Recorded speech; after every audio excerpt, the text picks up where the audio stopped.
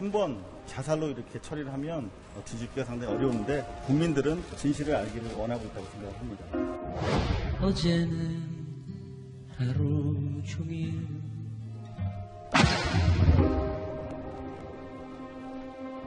김광석 씨도 문제가 많았으니까 나중에 뭐 밝혀야 되겠죠.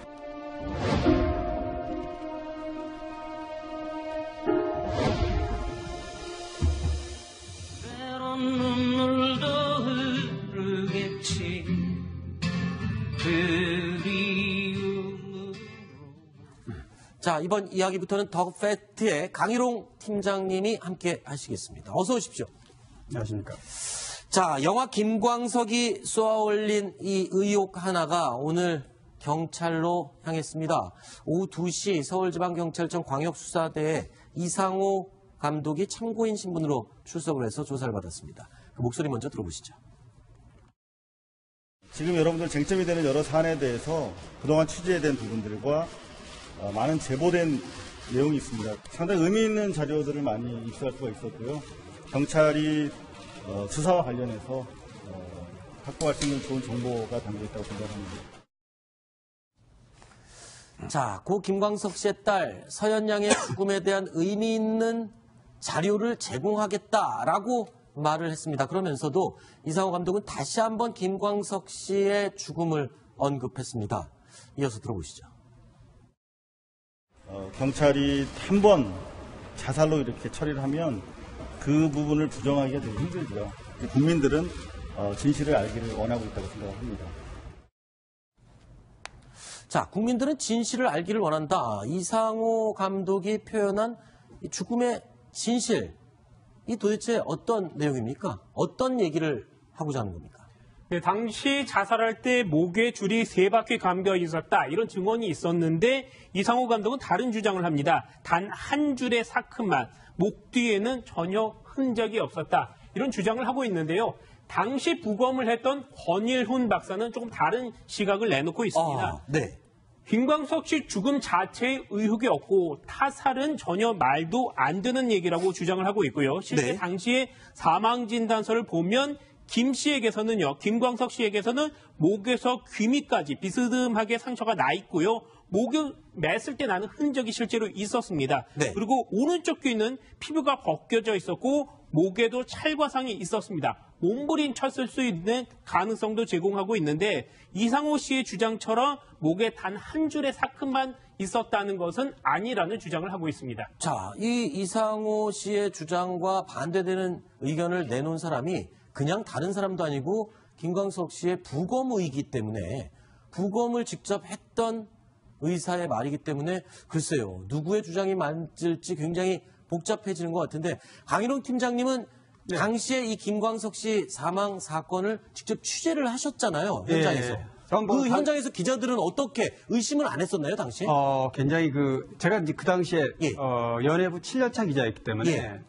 이게 이제 이 사건을 너무 잘 아는데요. 네. 사실 이 사건이 새벽에 사망 소식이 알려지고 나서는 네.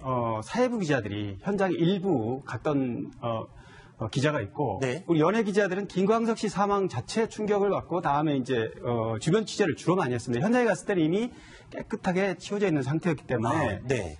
다만 뭐냐 하면 지금 나오지 않는 얘기 중에 부부가 굉장히 갈등을 많이 당시 얘기입니다. 네. 갈등. 그러니까 지금 나온 얘기로는 서혜순 씨의 어떤 행적, 석연차 네. 행적이라든가 그러면 술을 같이 마셨고 또 담배가 나온 이 부분에서 얘기를 하는데 의심 갈 만한 부분이 많은데 서혜순 씨 어떤 행적, 남자와 관계 그런 문제로 지금 알려져 있지만 서혜순 씨가 주장했던 부분이기도 하고 당시 연예 기자 사이에 알려졌던 거는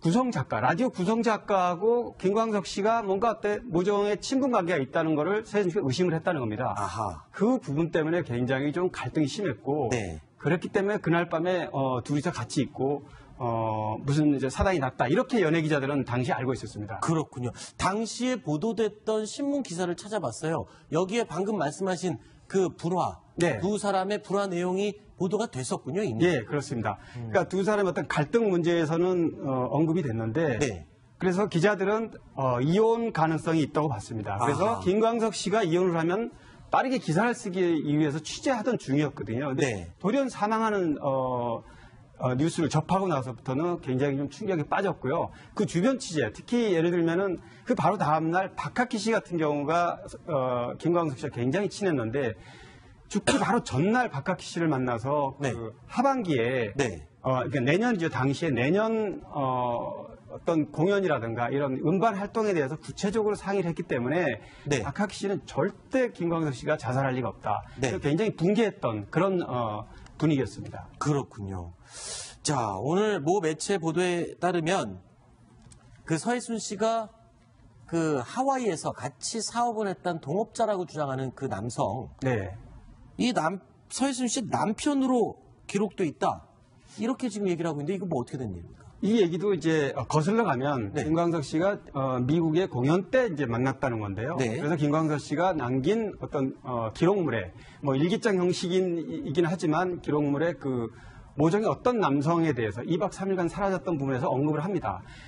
이상호 기자가 제작한 다큐멘터리 영화 김광석에도 그런 내용은 자세히 나오지만 네. 어쨌든 그 당시에 지목된 그 이모 씨라는 그 남성. 네. 근데 뭐 물론 확신할 수는 없지만 이모 씨라는 남성과 미국에서 같이 있었다. 네. 그리고 거기서 사업체를 냈고 더구나 그 회사를 차릴 때 네. 서해순 씨의 이름 해자하고 그분의 이름 성자를 해서 이런 네. 이름을 이니셜로 만드는 기업을 지금 강인홍 팀장님이 직접 취재를 하셨던 분이기 때문에 이상호 씨가 영화를 통해서 주장한 건 김광석 씨에 대한 얘기보다는 서해순 씨의 얘기에 집중하다 보니까 네. 서해순 씨가 무슨 뭐 남자 관계가 이렇다 저렇다 이런 얘기에만 지금 관심이 집중되고 있는데 당시에 취재를 하셨던 강 팀장님의 얘기를 들어보니까 김광석 씨 역시 여자 문제로 네, 논란이 그렇습니다. 됐었고 예. 그 두 부부가 남자 문제 또는 여자 문제로 굉장히 갈등을 갈등이 겪고 많아서 있었던 그런 이혼 상황이거든요. 직전이었다 이렇게 이제 봤던 겁니다. 그래서 서해순 씨가 그거를 계속 주장을 했고요. 문제를 네. 삼았던 걸로 당시에 그런 분위기였습니다. 네. 자, 그리고 여러분들, 시청자 여러분들께서 서해순 씨가 했던 여러 가지 말들 중에 가장 이해하지 못한다라고 하는 말이 딸의 죽음을 주변에 알리지 않은 이유가 뭐냐에 대한 답이었습니다. 경황이 없었다. 라고 주장을 했던 그 말, 전문가에게 도대체 이 말의 뜻이 뭔지 저희가 물어봤습니다. 전문가는 그 말의 의미를 이렇게 해석합니다. 서해순 씨 어법은 잘못된 게 많아요. 어휘만 보자면 40, 50대 일반 가정주부로서의 평균치를 훨씬 상회하는 고급 어휘를 사용해요. 잠적, 경황, 장애우 이런 말도 있고 법률 용어로서 쓰일 수 있는 판권, 로열티 이런 게 있는데 사건이라는 말 알아듣는다는 점이에요. 기본적인 어휘 수준으로 볼 때는 그 지적 능력이 빼어난 사람입니다. 수준 높은 어휘를 구사해요. 어휘만 볼 때는 일반인 수준을 훨씬 상회합니다. 자, 전문가가 서해순 씨의 사용 어휘가 굉장히 수준이 높다, 일반인을 뛰어넘는다라는 특징을 잡아냈습니다. 그건 어떤 의미를 가지는 걸까요? 뭐 어떤 전문가나 법률 전문가 뭐 이런 분에게 도움을 받거나 좀 요청을 받고 상담을 받고 나온 것 그런 뜻인가요? 그러니까 이제 언어 분석하시는 분 그렇게 말씀하신 건데 네. 저는 개인적으로 서해순 씨가 쓰는 단어가 40, 50대 주부들은 일반적으로 쓸 수 없을 정도의 지적 능력이 있는 굉장히 고급스러운 단어라고 저는 생각하지 않습니다. 근데 다만 이 서해순 씨 단어들을 보면 이렇게 법률 전문 용어들이 있어요. 무슨 뭐 판권, 무슨 뭐 소송 당사자 뭐 이런 단어들이 나오는 것 같긴 한데 뭐 이런 의미는 있겠죠. 예를 들면 서해순 씨 제 방송 인터뷰 보면 중요한 말이 나오면 경황이 없어서 이렇게 흘린다고요. 네. 뭔가 잘 모르는 것처럼 앞뒤가 안 맞는 말을 하면서 질문을 이렇게 피해 나가는데 그러니까 마치 나는 잘 몰라요. 그때 경황이 없어서 기억이 나지 않아요. 나는 잘 모르는 사람이에요 라고 말을 하지만 실제 쓰는 단어들을 보면 그때 당시 상황을 경황이 없어서 잘 모르고 대충 넘어갔을 만큼 그 정도로 모든 이 상황 판단 능력이 없는 사람은 아닌 것 같다. 네. 이 정도 그런 의미는 부여할 수 해석으로? 있겠죠. 그러니까 법률 용어 같은 것들을 저렇게 많이 쓰는 것은 본인이 그 소송 경험이 많이 있지 않습니까? 네. 국내에서도 이 김광석 씨 부친과 소송을 한 적이 있고 하와이에서도 아까 잠깐 얘기가 나왔지만 하와이 법원에서도 마찬가지로 그런 소송을 했던 그런 적이 있기 때문에 아마 그런 과정에서 좀 네. 법률 용어를 익힌 건 아닌가 싶습니다.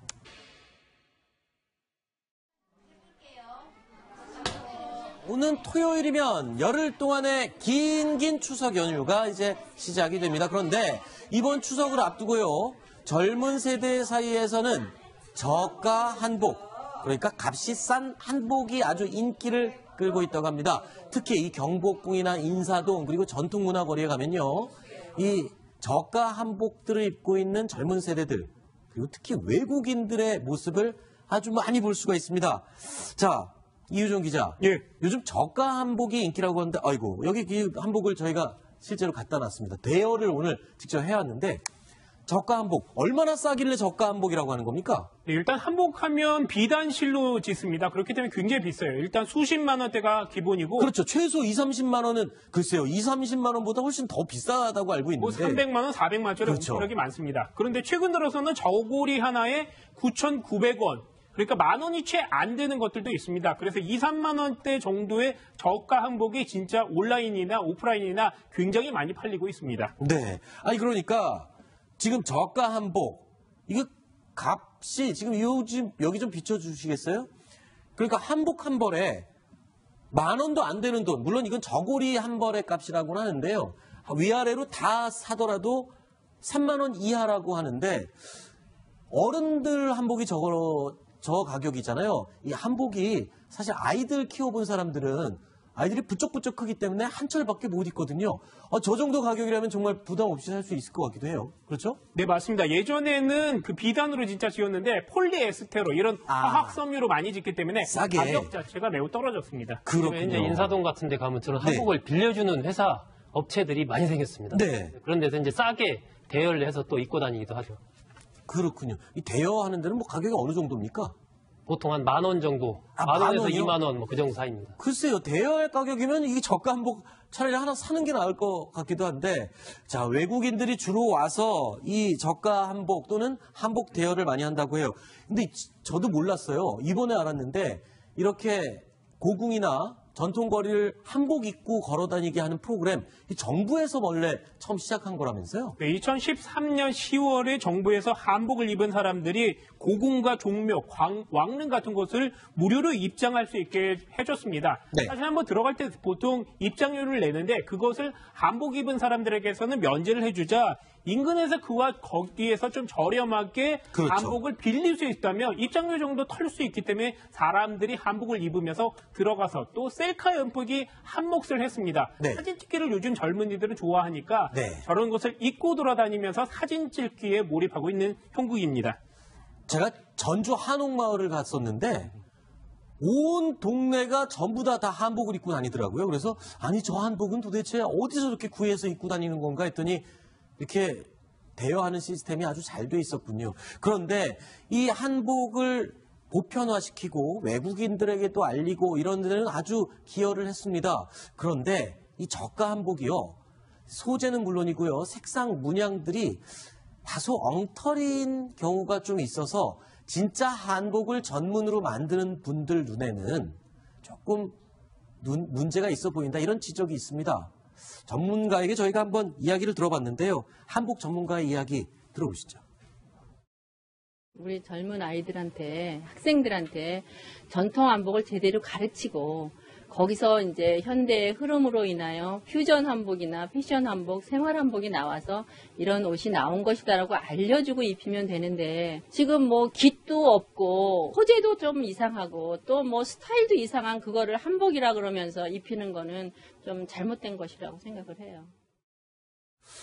물론 저렇게 평생 한복을 중요시 여기면서 전통적인 한복을 짓는 분들 입장에서는 이런 개량 한복 또는 대여 한복이, 저가 한복이 못마땅해 보일 수는 있습니다. 근데 업체 사람들은 전혀 또 다른 소리라고 얘기를 하고 있죠. 뭐, 이 업체 사람들 얘기 이런 거죠. 그러니까 요즘 흐름에 따라서 젊은이들은 화려하고 예쁘고 그런 걸 좋아하는데 네. 어떻게 이제 옛날 디자인을 고수할 수 있겠냐는 거 그거 하나 있고 또 하나 이제 소재 문제인데 원래 한복 정통적인 소재랑 가격이 비싸지지 않습니까? 네. 그러면 대중화가 안 되니까 네. 대중화를 하기 위해서는 소재는 좀 싼 거 해서라도 많이 입고 보급하는 게 중요하지 않냐라는 얘기를 하는데 또 저는 양쪽 다 말이 일리가 있어요. 저도 양쪽 다 네. 누구 편을 들 수가 없네요, 진짜. 이런 건 다 있어요. 맞는 말이네요. 소재는 네. 가격 때문에 있으니까 좀 싸게 해서 보급하기 위해서 좀 비단 안 하고 폴리에스터를 할 수는 있는데 네. 문제는 그런 부분이거든요. 이게 저가 한복이 중국에서 오다는 게 많다 보니까 우리나라 분양이 아니라 중국 분양이 들어가는 경우가 있다고 하거든요. 그렇군요. 그렇죠. 근데 그 전통 복식 연구하시는 분들은 보면 정말 기가 찰 노릇인 거죠. 그렇긴 그러니까 하군요. 그런 소재는 그렇다 치더라도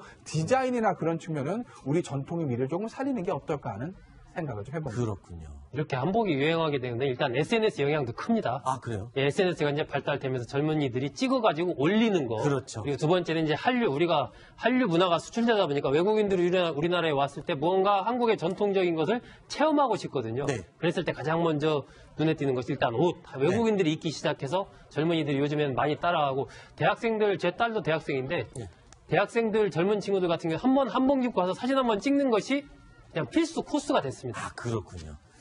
저도 명절 때면 항상 한복을 챙겨 입는데 다음 주면 저도 이 저고리 마고자 입고 또 차례를 지낼 예정입니다. 된 내용이 있습니다. 상당히 의미 있는 자료들을 많이 입수할 수가 있었고요.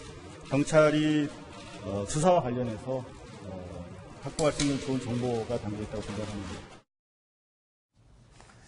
자, 고 김광석 씨의 딸 서현양의 죽음에 대한 의미 있는 자료를 제공하겠다라고 말을 했습니다. 그러면서도 이상호 감독은 다시 한번 김광석 씨의 죽음을 언급했습니다. 이어서 들어보시죠.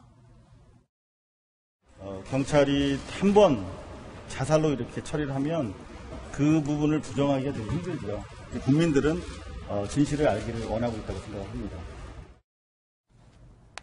자, 국민들은 진실을 알기를 원한다. 이상호 감독이 표현한 이 죽음의 진실, 이 도대체 어떤 내용입니까? 어떤 얘기를 하고자 하는 겁니까? 네, 당시 자살할 때 목에 줄이 3바퀴 감겨 있었다. 이런 증언이 있었는데 이상호 감독은 다른 주장을 합니다. 단 한 줄의 사큼만, 목 뒤에는 전혀 흔적이 없었다. 이런 주장을 하고 있는데요. 당시 부검을 했던 권일훈 박사는 조금 다른 시각을 내놓고 있습니다. 사망 소식이 알려지고 나서는 네. 사회부 기자들이 현장에 일부 갔던 기자가 있고 네. 우리 연예 기자들은 김광석 씨 사망 자체에 충격을 받고 다음에 이제 주변 취재를 주로 많이 했습니다. 현장에 갔을 때는 이미 깨끗하게 치워져 있는 상태였기 때문에 네. 다만 뭐냐면 지금 나오지 않는 얘기 중에 부부가 굉장히 갈등을 많이 당시 얘기입니다. 네. 갈등. 그러니까 지금 나온 얘기로는 서혜순 씨의 어떤 행적, 석연차 행적이라든가 그러면 술을 같이 마셨고 또 뭐 담배가 나온 이 부분에서 얘기를 하는데 의심 갈 만한 부분이 많은데 서혜순 씨 어떤 행적, 그 남자와 관계 그런 문제로 지금 알려져 있지만 서혜순 씨가 주장했던 부분이기도 하고 당시 연예 기자 사이에 알려졌던 거는 구성작가, 라디오 구성작가하고 김광석 씨가 뭔가 모종의 친분 관계가 있다는 거를 서혜순 씨가 의심을 했다는 겁니다. 아하. 그 부분 때문에 굉장히 좀 갈등이 심했고 네. 그랬기 때문에 그날 밤에 둘이서 같이 있고 무슨 이제 사단이 났다 이렇게 연예 기자들은 당시 알고 있었습니다. 그렇군요. 당시에 보도됐던 신문 기사를 찾아봤어요. 여기에 방금 말씀하신 그 불화, 네. 두 사람의 불화 내용이 보도가 됐었군요, 이미. 예, 그렇습니다. 그러니까 두 사람의 어떤 갈등 문제에서는 언급이 됐는데 네. 그래서 기자들은 이혼 가능성이 있다고 봤습니다. 그래서 아하. 김광석 씨가 이혼을 하면 빠르게 기사를 쓰기 위해서 취재하던 중이었거든요. 근데 네. 돌연 사망하는 뉴스를 접하고 나서부터는 굉장히 좀 충격에 빠졌고요. 그 주변 취재, 특히 예를 들면은 그 바로 다음날 박학기 씨 같은 경우가 김광석 씨와 굉장히 친했는데 죽기 바로 전날 박학기 씨를 만나서 네. 그 하반기에 네. 그러니까 내년이죠. 당시에 내년 어떤 공연이라든가 이런 음반 활동에 대해서 구체적으로 상의를 했기 때문에 네. 박학기 씨는 절대 김광석 씨가 자살할 리가 없다. 네. 굉장히 붕괴했던 그런 분위기였습니다. 그렇군요.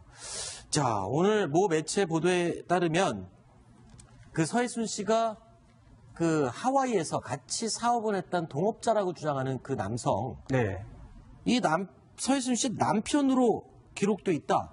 이렇게 지금 얘기를 하고 있는데 이거 뭐 어떻게 된 일입니까? 이 얘기도 이제 거슬러 가면 네. 김광석 씨가 미국의 공연 때 이제 만났다는 건데요. 네. 그래서 김광석 씨가 남긴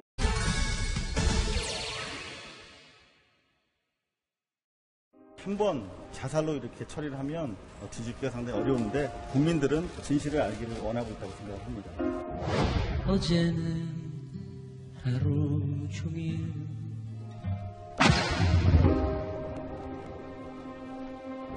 김광석 씨도 문제가 많았으니까 나중에 뭐 밝혀야 되겠죠.